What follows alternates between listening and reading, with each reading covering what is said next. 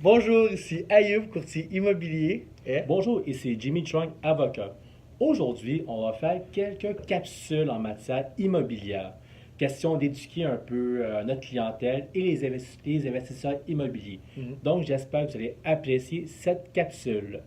Donc, aujourd'hui, Ayoub, on va aborder l'aspect des reprises de finances. Oui. D'un point de vue courtier immobilier, quels sont les avantages d'une reprise de finances? Pourquoi que les acheteurs aiment ça?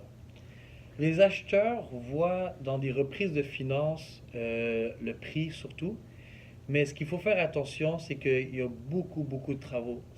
À certains cas, c'est peut-être plus avantageux d'acheter une propriété qu'une personne a vécu dedans et qui va voir la garantie que d'acheter une propriété sans garantie légale. Parce que la plupart du temps, il y a le certificat de location à refaire et est à la charge de l'acheteur. Les taxes impayées que la plupart du temps ne sont pas payées, que l'acheteur doit payer. Et aussi, un autre aspect que Jimmy peut nous en parler plus, ça serait les ventes sans garantie légale. Il faut savoir qu'une reprise de finances est vendue sans garantie légale au risque au péril de l'acheteur. Par conséquent, qu'est-ce que cela veut dire? Ça veut dire que l'acheteur ne peut poursuivre le vendeur, la banque, le créancier, l'ancien propriétaire pour des vices cachés.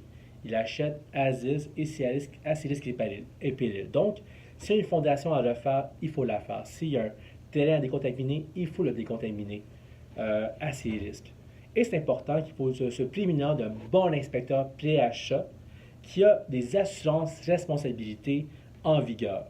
Par conséquent, souvent, on a des professionnels qui peuvent être très bons, comme l'ingénieur, l'architecte et les technologues en cours, que eux ont créé des normes spécifiques par rapport à l'inspection pré-achat.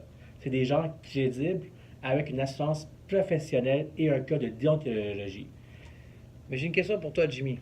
Oui. Si quelqu'un vend sans garantie légale et c'est pas une reprise de finances, est-ce que s'il y a un bobo dans la maison que l'ancien vendeur a essayé de cacher, est-ce qu'il a des recours contre lui?